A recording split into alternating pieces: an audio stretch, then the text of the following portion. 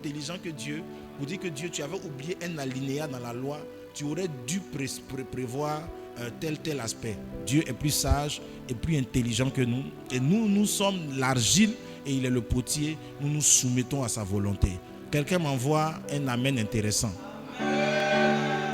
Alléluia. Alors, Jésus donc dans ce passage a profité pour donner la raison principale qui fait que le divorce est entré. Il dit, au commencement, il n'était pas ainsi. Ça veut dire qu'au début, là, quand les hommes avaient encore, leur cœur était encore bien, ça ne produisait pas le divorce. Il dit, c'est à cause de la dureté de votre cœur que Moïse vous a permis de répudier vos femmes. Au commencement, il n'en était pas ainsi. Donc, qu'est-ce qui a créé le divorce? C'est un cœur dur. Ça signifie que là où tu vois un divorce, là habitait au moins un cœur dur. Donne-moi un bon amen. Ça, c'est pas moi qui le dis, c'est la Bible. C'est Jésus qui l'a dit. C'est le créateur du mariage. C'est lui qui sait c'est quoi le mariage. Et ils sont venus appeler. C'est comme si tu envoies ton véhicule d'une certaine marque chez le concessionnaire. Et puis il te dit non, voici la panne. Toi, tu vas dire quoi? Tu n'as pas fabriqué la voiture. C'est lui qui a fabriqué, il a dit c'est la panne. Tu veux discuter avec lui. Amen. La maison mère du mariage dit que la panne principale, c'est le défaut qui peut amener la façon de faire, de conduire, qui peut amener un problème dans le véhicule, c'est le cœur qui devient dur. Et donc ça signifie que si tu veux réussir ton mariage, l'une des choses sur laquelle tu dois veiller le plus, c'est de veiller à ce que ton cœur ne devienne jamais dur. Ou de t'assurer qu'avant d'entrer dans le mariage, ton cœur n'est pas déjà dur. C'est parce que si ton cœur est dur, Jésus dit, un matin, tu vas te prescrire une lettre de divorce. Il dit, c'est à cause de la dureté de votre cœur que Moïse vous a prescrit une lettre. Il ne faut pas croire que les gens qui sont encore mariés n'ont pas eu les problèmes que toi tu as eu. Il ne faut pas croire que ceux qui sont encore mariés depuis après 20 ans, c'est parce que tout baignait dans leur foyer. Certainement que là-bas, ils ont veillé à ne pas tomber dans les cœurs durs et qu'ils sont en train de réussir leur foyer. Le secret ou alors l'élément important pour réussir son couple, c'est veiller à ce que ton cœur ne soit pas dur. Alléluia. Et c'est quoi là? Qu'est-ce qui amène donc la dureté du cœur? C'est ce dont nous sommes en train de parler. Et nous avons évoqué la dureté du cœur est due donc aux blessures que l'âme reçoit. L'homme est corps, âme et esprit. Et je vous le disais aussi le mardi dernier. Donc un homme qui va se marier a une âme, un corps et un esprit. Ces trois entités-là sont importantes pour la réussite de son foyer. Son esprit doit être régénéré. C'est là où on parle de nouvelle naissance. Il faut être né de nouveau. Amen. C'est pour tout ça on te dit ne pas marier un païen. C'est pas parce qu'on est contre toi, on est contre ton épanouissement. C'est parce que celui qui n'est pas né de nouveau est un homme que la Bible appelle l'homme animal. Alléluia. Donc, si tu vis avec un animal, attends-toi à des réactions animales. Et c'est étrange quand des gens marient des hommes animaux et qu'ils s'attendent à des réactions humaines. Je ne sais pas s'ils veulent fabriquer de la magie. En fait, il n'y a pas de possibilité que tu aies planté du maïs et qu'après tu viennes avec un seau pour dire je vais prendre de l'orange. C'est pas, la terre ne fait pas de magie. La terre te ramène ce que tu as mis dedans. Donne-moi un bon amen. Tu es là ou bien d'arrêter de parler de ça? Alléluia. Donc, ton esprit doit être régénéré, ton corps physique doit être en bonne santé. Donc, tu dois faire un bilan médical, un suivi médical, si Dieu t'en donne les moyens. Et ton âme aussi doit être en bonne santé. Et malheureusement, nos âmes, pour la plupart d'entre nous, ont subi des dommages importants. L'âme, comme je vous le disais le mardi dernier, je l'ai appris dans l'enseignement de mon père spirituel qui disait dans l'enseignement sur la guérison de l'âme que l'âme se nourrit de la charge émotionnelle, de la charge affective. L'âme est nourrie par la charge affective. Dans tout ce qu'on fait à une personne, quand tu donnes une mangue à une personne, tu nourris son esprit, tu nourris son corps et tu nourris aussi son âme. Et qu'est-ce qui nourrit son âme dans la mangue que tu lui tends? C'est la façon dont, la charge affective que tu déposes. Ça veut dire que tiens la mangue. Et puis, oh, prends cette mangue. C'est la même mangue, mais la façon de donner a une incidence directe sur l'âme. Donc, l'âme, voilà sa nourriture. C'est la charge affective attachée à chaque geste qu'on exprime à une personne. Alléluia. C'est pour cela que quand vous êtes parent, vous devez faire attention à la façon dont vous parlez à vos enfants, à la façon dont vous traitez vos enfants, aux gestes affectifs, aux gestes que vous leur envoyez. Ça, c'est ce qui peut détruire leur âme. C'est pour cela que la plupart d'entre nous ou des personnes qui ont été blessées, les parents ne savent même pas à quel moment ils ont blessé souvent les enfants. Parce qu'ils se sont dit c'est l'éducation. Il fallait que je le redresse, il fallait que je sois strict, il fallait que je sois ceci. Mais ce qu'on ne sait pas, c'est que l'âme mange la charge affective. L'âme mange la charge affective. Et si cette charge affective, quelqu'un en a été privé d'une certaine manière, il grandit comme quelqu'un qui est déséquilibré ou avec un gros handicap. Alléluia. Et c'est ce que nous sommes en train de vouloir traiter par la grâce de Dieu pendant donc ce nouveau thème. Alléluia. Alors, qu'est-ce qui peut blesser une âme? Hébreux chapitre 12, verset 15. Hébreux chapitre 12, verset 15 dit: veillez à ce que nul ne se prive de la grâce de Dieu, à ce qu'aucune racine d'amertume poussant des rejetons ne produise du trouble et que plusieurs n'en soient infectés. Donc, voici ici, Paul pose le diagnostic. Il dit que on ne peut être privé de la grâce de Dieu si dans notre cœur, il se trouve une racine d'amertume. Et une racine d'amertume, c'est quelque chose qui est enfoui en nous. La racine, ce qui caractérise une racine, c'est qu'on ne la voit pas. On ne la voit pas. C'est pour cela qu'on l'appelle une racine. Donc la racine est une chose invisible à l'œil nu, c'est-à-dire difficilement détectable. Tu ne sais que la seule façon pour savoir qu'il y a une racine là, c'est parce que tu vois un arbre. C'est parce que tu vois quelque chose qui est sorti. Tant que ce n'est pas sorti, tu peux te dire qu'il n'y a rien là. Pourtant, il y a une racine. C'est ça le problème de la blessure de l'âme. C'est qu'elle ne commence pas par le fruit. Elle commence par une racine. Et cette racine-là, d'amertume, vient justement des différents coups, des séquelles. Ce sont des séquelles qui ont été laissées par tout ce qu'on a subi. Pour certains, ça remonte jusqu'à leur conception. À Sukkot, notre père spirituel rendait son témoignage de comment est-ce que son âme a été blessée déjà dans le ventre de sa maman par rapport à certains défis liés à sa conception. Et c'est depuis là qu'il a reçu une onde de rejet dans son âme. Et quand il grandissait déjà, il développait des réflexes de rejet. Sans même que ses parents l'aimaient bien, mais il sentait le rejet. Et c'est plus tard que l'Esprit de Dieu ouvre ses yeux en écoutant les conversations en parlant avec sa mère, qu'il se rend compte qu'en fait, ça vient depuis la grossesse. Donc il y a des faits même pour lesquels on n'a pas été conscient, qui ont affecté notre âme. C'est pour cela que quand on parle de guérison de l'âme, il ne faut pas dire moi j'ai vécu une enfance tranquille, pardon. Il faut avoir l'humilité de t'asseoir et puis d'écouter tranquillement. On va avancer tout doucement. Amen. Donne-moi un bon amen. Et quand moi-même, jusqu'à aujourd'hui, je découvre toujours encore d'autres racines d'amertume dans ma vie, et que par la grâce de Dieu, je connais la pharmacie et où aller prendre le médicament pour me soigner. Alléluia. Donc, si tu n'as pas vu la racine, tu es en danger. Parce que le verset d'Hébreux 12 dit, ça va finir par infecter plusieurs. Ça veut dire qu'un problème qui commence à ton niveau va commencer à devenir un problème familial. Ça va commencer à devenir un problème local. Ça va commencer à devenir un problème national. Alléluia. C'est dans une chambre que Tamar a été violée. Personne n'a vu. Et Absalom a appris. Pendant 2 ans, il n'a rien dit. Racine d'amertume. Personne, on dit, il n'a rien dit en mal, il n'a rien dit en bien.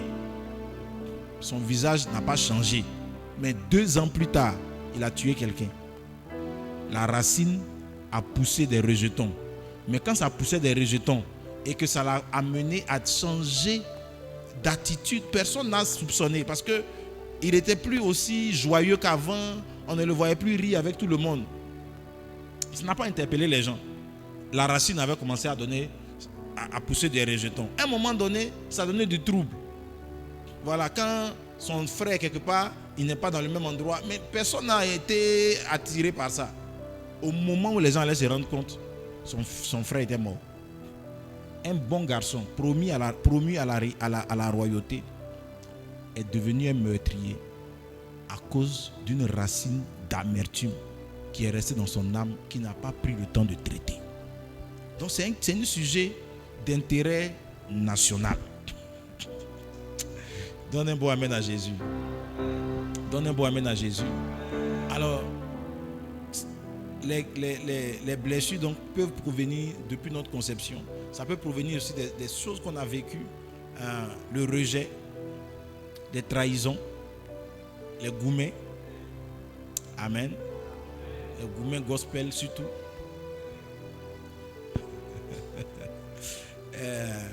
Des chocs, des humiliations, des abus, des abandons, de toutes ces choses dont des moqueries, voilà, des moqueries qu'on a pu subir. Toutes ces choses affectent notre âme. On finit par affecter notre âme. Et on laissait des racines. Et on finit par nous changer. On est devenu d'autres personnes. Le problème d'une racine d'amertume, c'est que ça peut faire d'une bonne personne un monstre. Et ça suit un processus. Il dit racine, rejeton, trouble, infection. C'est comme ça. C'est une plaie. Et tous les spécialistes vont te dire que quand la plaie n'est pas traitée, elle va finir par s'infecter. La plaie ne s'infecte pas au début. C'est lorsqu'elle n'a pas suivi un bon traitement qu'elle finit par s'infecter. Et une plaie infectée d'un doigt peut entraîner la coupure d'un bras. C'est ça le problème en fait. On dit plusieurs seront infectés. Donc le doigt seul était blessé. Et comme il n'a pas été guéri, toute la main est partie. Alléluia. Donc toi seul tu peux être blessé. Si tu n'y prends garde, c'est ton foyer qui va être coupé. C'est tes relations avec des familles, des gens avec qui tu étais en paix hier qui vont être coupés. Alors je prie pour toi ce soir que le Seigneur t'accorde la grâce de recevoir la guérison. Alléluia. Alléluia. Et donc, pour certains, ça dans le ventre, pour certains, ça remonte à l'enfance, comme je vous donnais mon témoignage le mardi dernier, de la peur. Frère, la peur. Et pendant que beaucoup de personnes m'ont fait de témoignages, je me dis, là, c'est de nous tous tu parlais, on était tous ensemble. Alléluia. La peur de beaucoup de choses. Et la peur est l'un des éléments les plus terribles qui tue le mariage, surtout pour ceux qui ne sont pas encore mariés. Je n'ai pas de statistiques officielles, donc ce que je dis n'est pas vérifiable forcément, mais je pense que la plupart des gens qui ne sont pas encore mariés, beaucoup, leur problème, ce ne sont pas vraiment les démons, c'est la peur. C'est la peur. C'est la peur. C'est la peur tu vas entendre des gens dire, moi ça ne m'intéresse pas. Moi non, c'est pas mon truc. Si je ne me suis pas marié, ce n'est pas un problème. Tout ça, c'est des langages spirituels qui cachent une réalité évidente qu'on appelle la peur. Et cette peur-là est la conséquence de quoi? Elle est la conséquence des échecs d'hier, des échecs de nos modèles, des gens qu'on avait pris comme référence, des gens qu'on a côtoyés, des foyers dans lesquels on a grandi. On nous a amené beaucoup, ont grandi en développant la peur du mariage. Yeah. Demande à ton voisin, est-ce qu'il n'a pas peur du mariage? Amen. Beaucoup. Est-ce que c'est la bonne personne? Est-ce qu'il ne va pas me frapper? Est-ce qu'il ne va pas me tuer? Est-ce qu'il ne va pas me maltraiter? C'est comme ça, quand ils viennent, ils rient au début. Après, on voit leur vrai visage. Est-ce que, mon cher, ça là, attends, je vais prendre le temps encore. Tout ça là, on appelle ça la peur. Alléluia. Donc la peur est suscitée par des expériences qui nous ont marqués depuis l'enfance et dans d'autres domaines. Alléluia. Donc la peur est une des conséquences. Est une des conséquences des blessures. Et il y a beaucoup d'autres conséquences qu'on a citées plus ou moins. Le fait de blesser les autres. Écoutez, si vous avez quelqu'un dans votre entourage qui parle mal, qui blesse.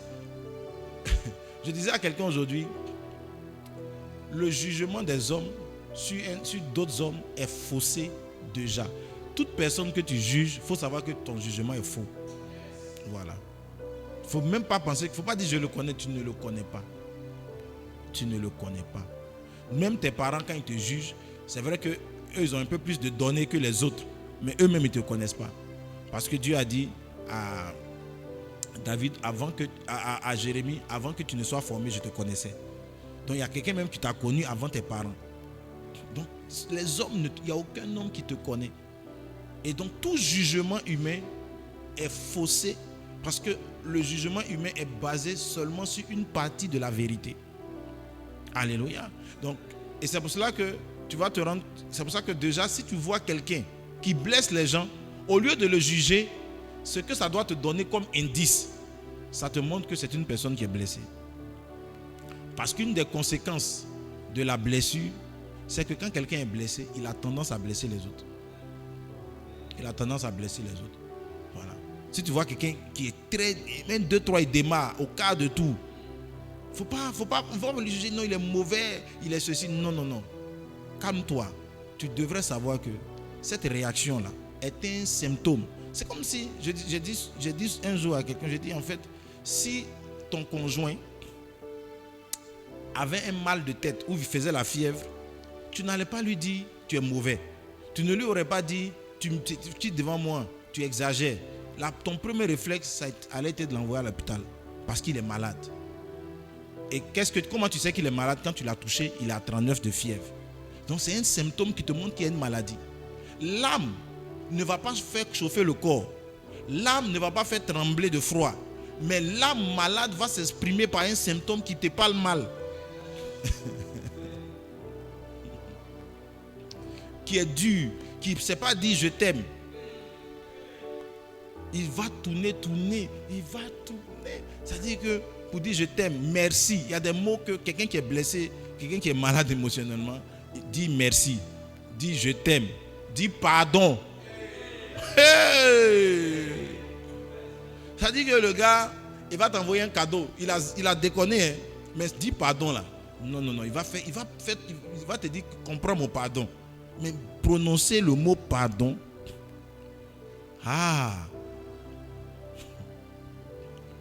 C'est des symptômes. Donc je suis en train de vous donner des symptômes. Donc quand tu vois, si tu reconnais ces symptômes-là, ça montre que la personne a beaucoup plus besoin de soins que de critiques. Ça veut dire qu'elle a beaucoup plus besoin de soins que de jugement. Alléluia. Donc une personne blessée blesse. Une personne blessée est méfiante. Elle se méfie de tout le monde. Elle voit le danger en permanence. Elle voit le danger partout. Tout le monde est dangereux. Celui-là, tu as vu comment il rit à toi. Il faut te méfier des gens qui rient à toi.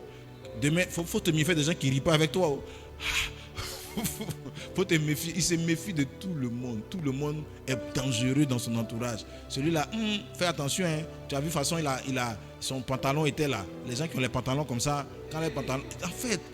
En fait, il trouve toujours un moyen, un indice ou quelque chose pour se méfier de tout le monde. Alléluia. Donne un bon amen à Jésus. Une personne blessée est amère, est très amère. Amen. Elle est amère, tout est. Une personne blessée n'est pas heureuse. Même si elle est dans les meilleures conditions de vie, elle est toujours triste. La tristesse est un symptôme que l'âme ne va pas bien. Est-ce que quelqu'un est là? Demande à ton voisin, est-ce qu'il va bien?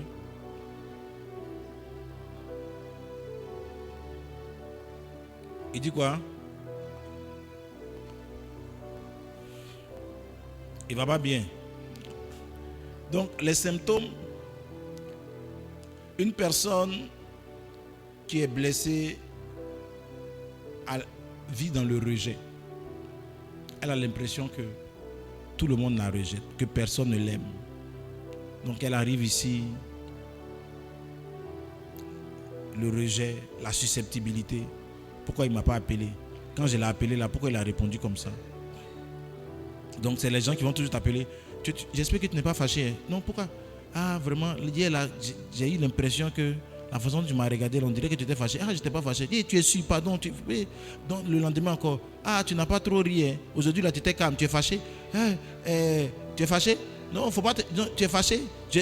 Ah! Donc en fait, quand quelqu'un est blessé, il a toujours l'impression qu'il a mal fait quelque chose. Donc tout de suite, aujourd'hui là, deux jours là, on dirait que le père est fâché avec moi. Hein?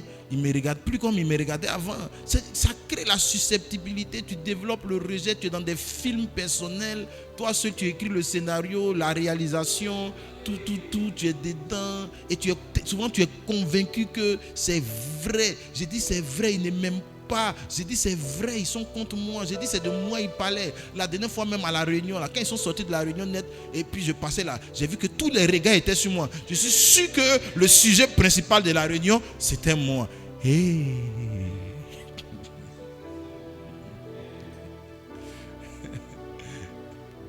Donc les gens ils sont blessés. Quand on prêche, ils disent que le pasteur a prêché sur eux, qu'il y a quelqu'un qui allait dire leur vie au pasteur. C'est comme ça que Judas était blessé. Donc un jour, Jésus a prêché sur l'importance d'honorer le pasteur, l'importance de faire des offrandes au pasteur en priorité que d'aller faire des aumônes aux pauvres. Judas, la Bible dit que la plupart des disciples avaient la même position que Judas. Ils ont dit on aurait pu utiliser cette offrande pour aider les pauvres. Mais quand Jésus a prêché sur l'honneur au Père, Judas a dit ce gars-là, c'est terminé entre lui et moi. Le même message n'a pas produit la même réaction. Ça signifie que le problème n'était pas le message. Le problème était le cœur qui recevait le message. Et ce cœur-là était déjà blessé. Et c'est ça la susceptibilité. Ça veut dire que tu soupçonnes le mal dans tout. Tu soupçonnes le mal. Tu vois le mal. Quand tu es blessé, c'est comme ça. Il ne faut pas penser que c'est les autres qui ont un problème. Hein. C'est toi qui es le problème d'abord. La blessure et la maladie se trouvent à ton niveau. Donc, quelqu'un qui est blessé soupçonne le mal. Quelqu'un qui est blessé a une mauvaise image de lui-même. Il a du mal à s'apprécier. Quand il parle de lui, moi-même là, ma taille là. Je ne suis pas joli. Oh. Si je pouvais être joli comme la soeur là.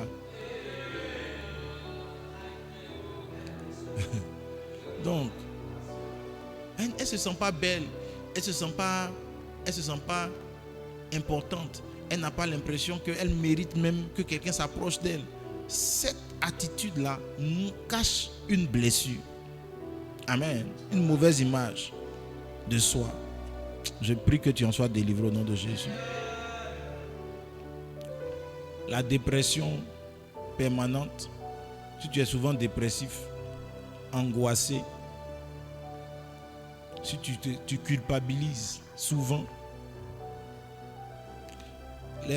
l'un des symptômes aussi de la blessure, c'est l'extrême possessivité. Les gens qui sont jaloux à l'extrême, ils font jalousie dans tout, même dans l'amitié.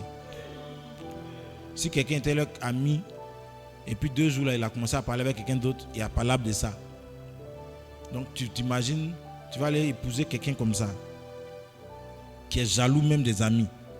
Ça veut dire que ta famille même ne sera plus ta famille.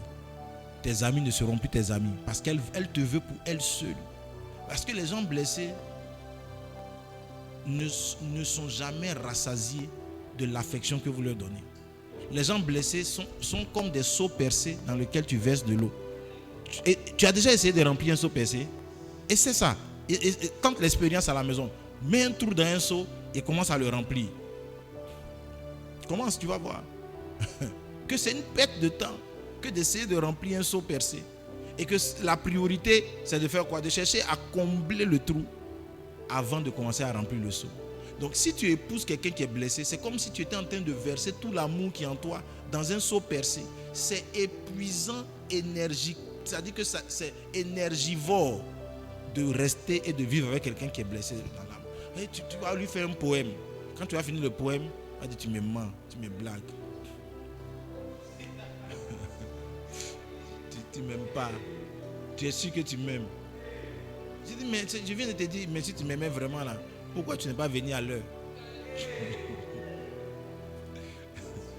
Donc, tu vas te tuer, transpirer, sauter. Tu vas aller prendre la lune. Quand tu vas ramener la lune, dis-moi c'est le soleil. J'aurais aimé le soleil. Tu peux, écoute-moi, quelqu'un qui ne reçoit pas, qui est blessé, tu peux te tuer. Si tu prends ton cœur, tu mets à sa place, tu lui donnes ton cœur pour qu'elle vive et toi tu meurs. Elle va venir sur ta tombe dire, est-ce que tu m'aimes vraiment? Avec ton cœur dans sa poitrine. I tell you. Elle dit, mais si tu m'aimais vraiment, tu n'allais pas mourir pour me laisser. Alors que je suis mort parce que mon cœur est dans ta poitrine.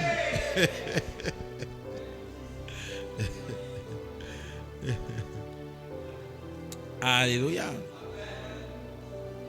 Et d'autres conséquences. Amen. Le complexe d'infériorité. Le complexe de supériorité. Tout ça sont des conséquences et sont plutôt des symptômes. Souvent, un autre des symptômes, c'est souvent des joies démesurées et incompréhensibles. Il y a des gens qui sont joyeux pour cacher leurs blessures. C'est-à-dire, ils rient seulement. Ils font l'effort de ne jamais être sérieux. Quand on veut être sérieux, ils ne sont pas sérieux.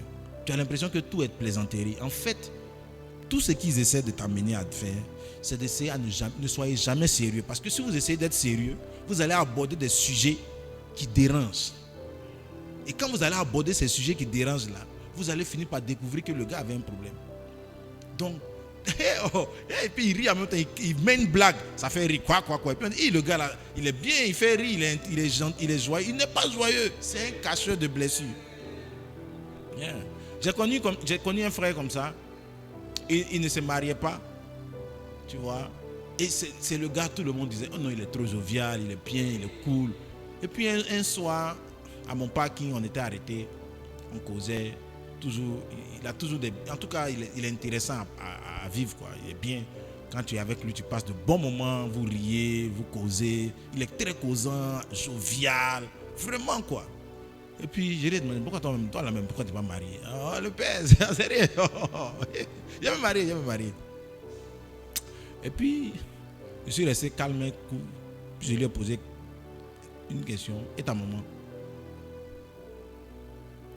Comment va ta maman? Il dit, elle va bien. J'ai dit, comment ça s'est passé avec ta maman? Parle-moi de ta maman. Oui. Mon gars sérieux a changé de visage. Les mots commençaient, pour que les mots sortent, ça avait commencé à devenir difficile.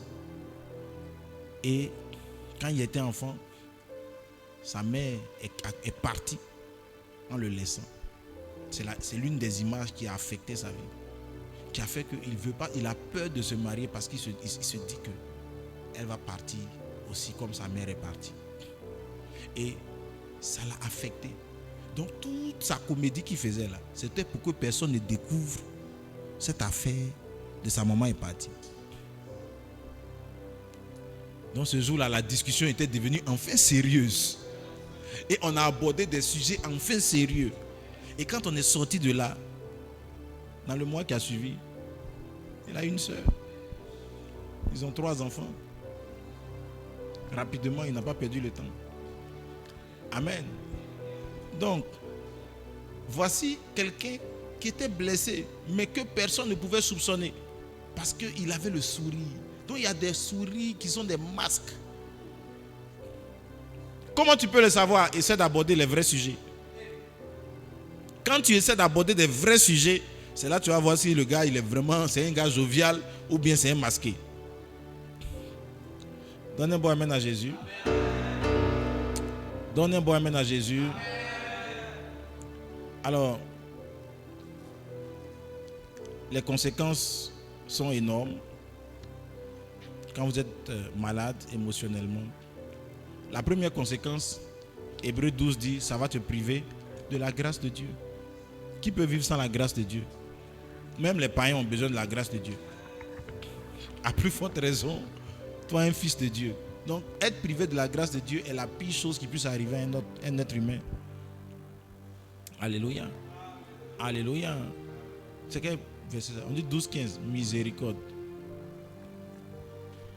Amen. Donc, les blessures privent de la grâce de Dieu.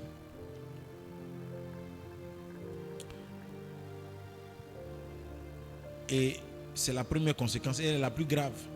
Elle est la plus grave. C'est la grâce qui nous sauve. Ça veut dire que si tu es blessé, tu peux aller en enfer. Puisque il n'y a plus de grâce. Or, c'est par la grâce que nous sommes sauvés.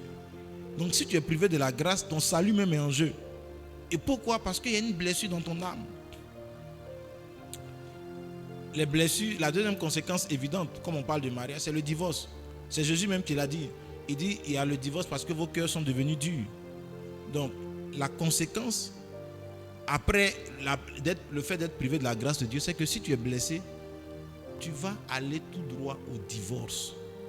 Ça ne va pas pardonner. Ça dit que ce n'est pas une affaire d'intention, ce n'est pas une affaire d'aimer, ce n'est pas une affaire de je l'aimais. Ça ne suffit pas.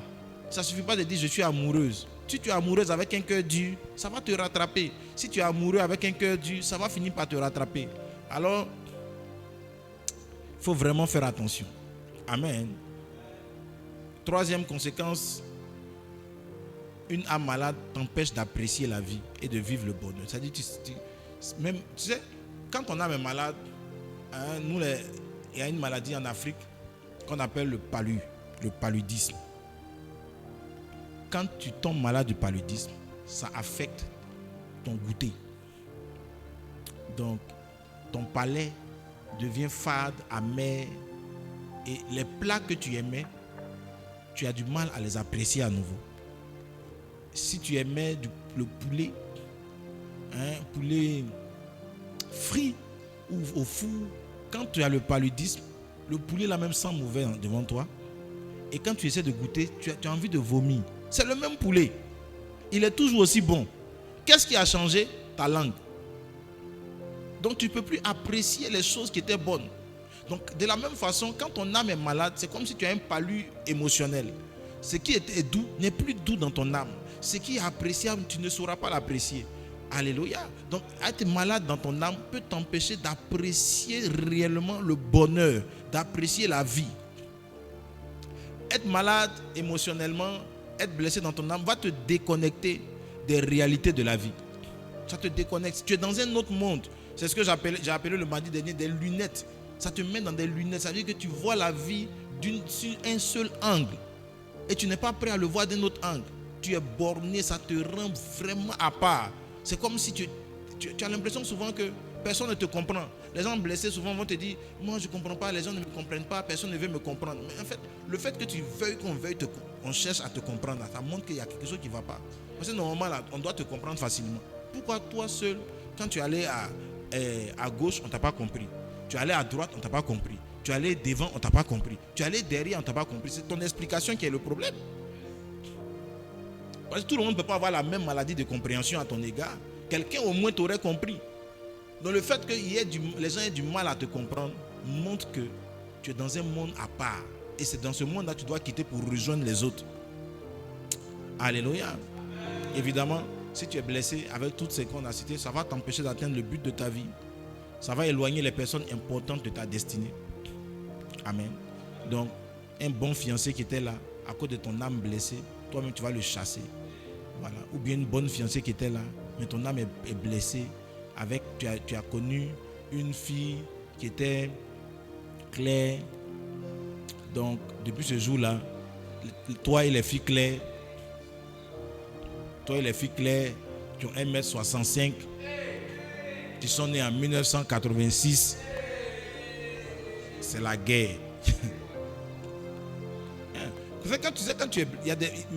Certaines dates sont un cauchemar pour toi. Certaines ethnies sont un problème pour toi. Si on dit non, tu as marié un frère de tel pays, tout le monde peut venir t'aborder. Tu peux commencer à causer avec lui. Et puis tu lui demandes, tu es d'où? Quand il dit son pays là, ton amour, l'amour qui t'amène dans ton cœur. L'amour qui t'amène dans ton cœur. Parce qu'il y a un que tu avais connu de cette nationalité là. ce qui t'a montré, ou bien ce qu'elle t'a montré, depuis ce jour-là, tu as dit moi et cette nationalité, c'est terminé. Alléluia. Donc ça peut éloigner des bonnes personnes de ta destinée si tu n'es pas guéri. Amen. Donne un bon amen à Jésus. Ça va rendre difficile ton intégration dans la vie sociale, dans ta belle famille. Parce que tu ne sens la personne ne t'aime.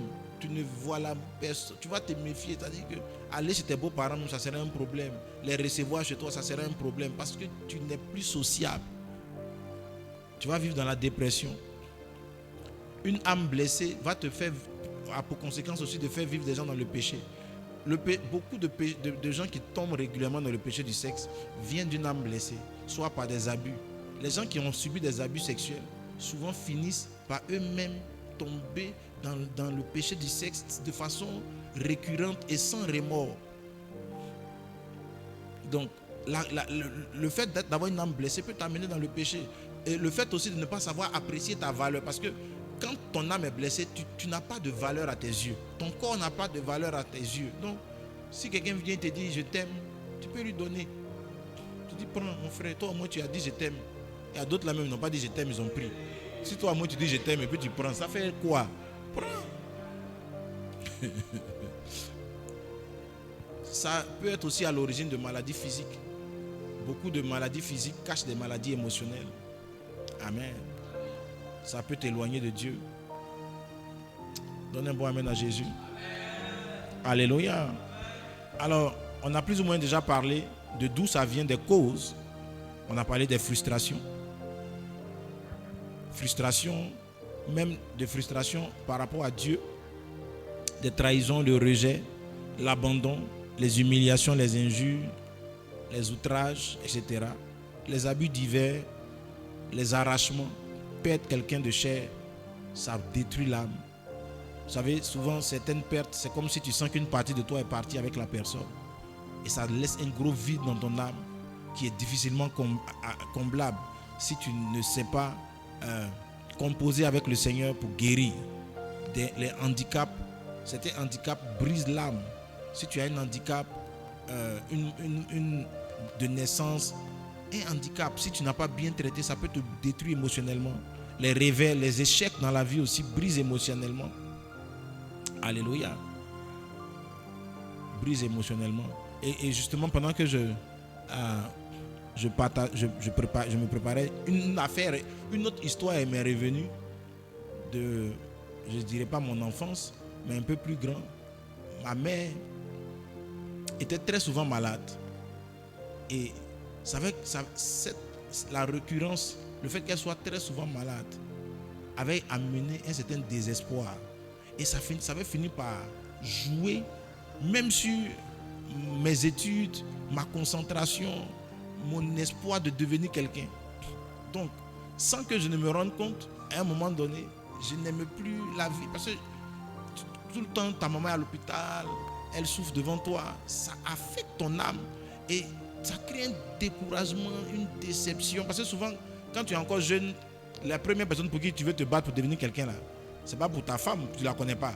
C'est pour ta maman, c'est pour tes parents que tu veux te battre. Et quand ils sont en train, tu les vois en train de souffrir, peut-être que tu te dis qu'au moment où tu vas arriver là où tu vas arriver, ils ne seront plus là. Ça crée un désespoir. Ça brise ton élan, tes projets, tes rêves que tu peux avoir. Et moi, j'ai vécu ça aussi à un moment donné de ma vie. Ça m'a amené jusqu'à reprendre une classe parce que j'étais devenu indifférent aux études. Alléluia. Donc c'est pour dire à quel point les blessures de l'âme peuvent causer des dommages importants dans ta vie. Amen. Vous êtes trop calme. Amen. Ou bien de changer de sujet. Ça rentre. Amen. Amen. Alors, la bonne nouvelle, et c'est pourquoi je fais l'enseignement, c'est parce que ce n'est pas une fatalité. Voilà. Si c'était une fatalité, franchement, je n'allais pas venir m'asseoir et venir enseigner. Je viens l'enseigner parce que ce n'est pas une fatalité, il y a de l'espoir. Si je peux être assis ici devant toi et t'enseigner cela, c'est parce que Dieu a fait grâce. Et que par la grâce de Dieu, j'ai pu triompher de plusieurs de ces défis-là. Alléluia. De ces blessures que j'ai pu subir ou vivre. Amen. Peut-être que tu me diras, c'est pas au même niveau que toi. Il n'y a aucun problème. Je comprends. Chacun a son niveau de blessure. On n'a pas subi le même niveau de blessure. Alors, la première des choses que je voudrais te dire, c'est qu'il y a de l'espoir. Alors, je veux que tu le répètes avec moi, il y a de l'espoir. Amen. Tu es là ou bien tu es déjà parti? Dis avec moi, il y a de l'espoir. Donc ça, je veux dire à quelqu'un que tu peux guérir. Parce que le problème, c'est que beaucoup se disent, ils sont comme ça. Ils finissent par se dire, j'entends des gens dire, je suis comme ça, moi je suis comme ça. Je suis comme ça, prenez-moi comme ça. On n'a pas envie de te prendre comme ça. Parce que Dieu ne t'a pas créé comme ça. Quand tu étais encore un petit garçon, tu n'étais pas comme ça. Tu étais innocent. Tu aimais t'approcher des gens. Tu étais jovial. Tu aimais jouer avec tout le monde. Tu étais sociable. Mais c'est les déceptions, les trahisons, les abus, l'abandon, le rejet que tu as subi qui t'ont fait que tu es dans ton coin aujourd'hui. Sinon, tu n'étais pas comme ça. Ce qui t'a rendu aussi nerveux et tu démarres au quart de tout, ce sont les choses que tu as subies dans ton enfance et dans ta vie. Donc, la première des choses que je veux te faire comprendre, après avoir posé tout ce diagnostic, c'est te dire qu'il y a de l'espoir. C'est-à-dire que c'est possible de s'en sortir. C'est pour te dire que c'est possible d'être guéri. Amen. Ok. C'est noté. C'est possible d'être guéri. Donc, comme je disais à Soukot, notre Père spirituel a rendu son témoignage. Mais aujourd'hui, après cette crise de rejet dont il a été victime, il est aujourd'hui une bénédiction pour les nations. Il est aujourd'hui en train de bénir, de guérir plusieurs personnes à travers le monde. Donc tu peux avoir été blessé, tu peux avoir subi beaucoup de choses et demain être une source de bénédiction pour plusieurs. C'est ce que tu dois d'abord saisir et accepter. Amen. Et la deuxième chose que je veux te dire, si tu veux être guéri, commence. J'ai donné les symptômes. Normalement, avec les symptômes, tu peux savoir si tu es malade ou pas. Oui ou non? Qui a vu un peu que les symptômes là, ils toussent un peu dedans. Amen. Yeah. Donc, ce qui va t'aider à guérir, c'est de reconnaître que tu es malade. L'un des grands problèmes des gens blessés émotionnellement, c'est qu'ils sont dans le déni. Ça veut dire qu'ils nient le fait qu'ils soient malades. Ils se disent qu'ils vont bien. Ils sont convaincus d'être bien et de ne pas avoir de problème. Et pour eux, c'est les autres le problème. Si tu es dans cet état d'esprit, il faut savoir que ton mal est profond et qu'il est difficile à traiter. Pourquoi? Parce que le meilleur médecin ne peut aucunement aider quelqu'un qui ne reconnaît pas qu'il est malade. Jésus a dit, je ne suis pas venu pour les gens bien portants, mais je suis venu pour ceux qui sont malades. Amen. Donc, il dit, puisque les gens, dans Matthieu chapitre 9, verset 12, les gens venaient dire à Jésus, mais qu'est-ce que tu fais avec les prostituées? Qu'est-ce que tu fais avec les publicains? Il dit, ce que Jésus ayant entendu dit, ce ne sont pas ceux qui se portent bien qui ont besoin de médecins, mais les malades. Ça signifie que les gens qui se plaignaient, ils se plaignaient parce qu'ils ne se sentaient pas malades. Ils avaient l'impression qu'ils n'avaient pas besoin de Jésus. Mais Jésus dit, mais moi je suis venu pour les malades. Et quand les malades viennent, vous vous plaignez parce que vous vous dites que vous allez bien. Alors que ceux qui se plaignaient étaient encore plus malades que les malades. Il leur a dit un jour, le pire pour vous, c'est que moi je guéris les aveugles. Mais le pire pour vous, c'est que vous voyez, mais vous croyez voir, mais vous êtes aveugle. Vous auriez dû venir pour que je vous guérisse de votre aveuglement. Mais au lieu de cela, vous êtes tenté d'accuser, c'est un sorcier, c'est un Belzébul, c'est un Lucifer, il est comme ça, il est ceci, alors que vous êtes malade. Et les autres là, eux, les publicains, les gens de mauvaise vie, eux, ils ont reconnu qu'ils sont malades. La femme pécheresse, elle-même là, elle dit, je suis diplômée, je suis diplômée de Harvard en péché. Jusqu'à la Bible même m'a donné le titre de pécheresse. C'est un titre honorifique. Pécheresse, c'est-à-dire qu'on n'a même pas perdu le temps pour mettre son nom dans la Bible. ce par quoi elle a été identifiée, c'est la femme pécheresse. Mais elle dit, je suis pécheresse, je reconnais, je viens voir le médecin. Elle est repartie guérie. Tous ceux qui sont venus à Jésus en reconnaissant qu'ils étaient malades sont repartis guéris. Tous ceux qui sont venus à Jésus en se disant bien portants sont repartis malades. Alléluia. Alors, ce que je veux dire à quelqu'un, reconnais ton état et prends conscience. Si on te reproche certaines choses régulièrement, il ne faut pas dire ah, les gens ils aiment trop juger les gens. Pardon. Ça veut dire qu'il y a quelque chose qui est en toi, qui émet un mauvais parfum. Si tu as des relations qui ne durent pas, si tu as des relations qui se compliquent, des relations, un des symptômes, si vous êtes dans une relation, il y a toujours des disputes. Ça montre qu'il y a une blessure quelque part. Il ne faut pas ignorer que tu as besoin de voir un médecin et de te faire soigner. Alléluia. Donc, ce qui va aider, c'est d'abord de reconnaître son état. C'est de reconnaître son état. De reconnaître qu'on est blessé. Amen. Et au-delà de reconnaître son état, maintenant quand tu reconnais que tu es blessé, tu dois maintenant identifier la source de la blessure. Et mardi prochain, on va parler des différentes sources de la blessure de l'âme. Parce qu'on m'a fait signe qu'il est l'heure. Amen. Mardi prochain, on va parler des différentes sources. On en a à peu près 6 ou 7. Amen. 7 sources. 7 sources par lesquelles tu as pu être blessé. Parce que déterminer la source déterminera aussi le type de traitement. Si tu as mal au ventre, on ne te donne pas le même traitement que quand tu as mal à la tête ou bien quand tu as mal aux pieds. Donc la source du mal va définir aussi le type de traitement adapté au mal dont tu souffres. Alléluia. Donne un bon amen à Jésus.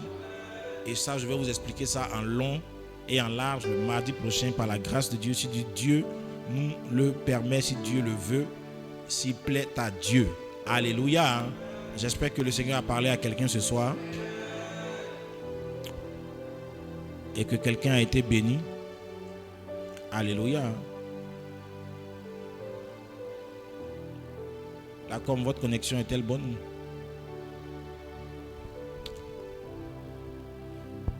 La connexion n'est pas bonne? Miséricorde. Non, on n'est plus sur Facebook. Ok. Alors, donc je repars le temps de saluer. Soyez bénis, Mariam Khalil. Sois bénie, ma fille. Lorinda Mvundi. Mami Ngalula. Mami, il y a longtemps. Sois béni. James Saint-Auguste. Le maestro. Kwame Marius Kwame. Soyez bénis. Morel Arlette. Soyez bénis, soyez bénis. Alors on va prier le Seigneur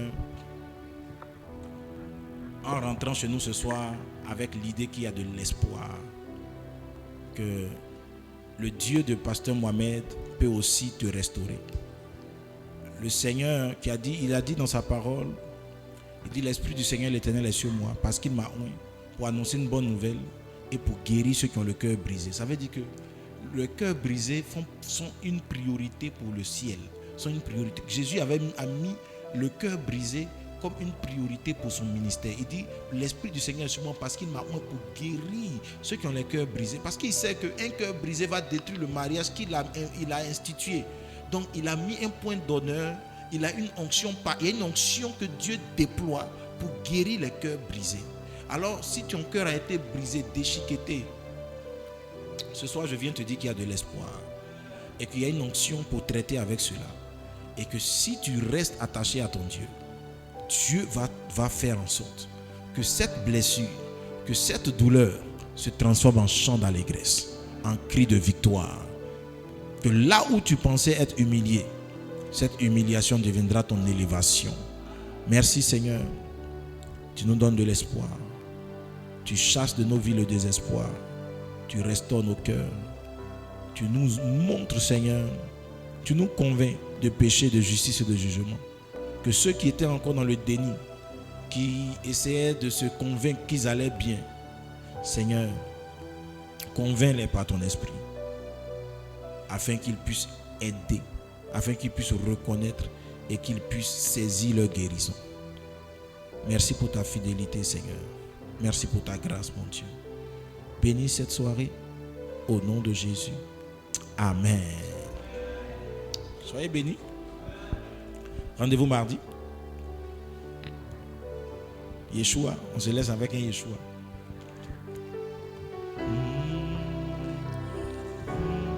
Yeshua.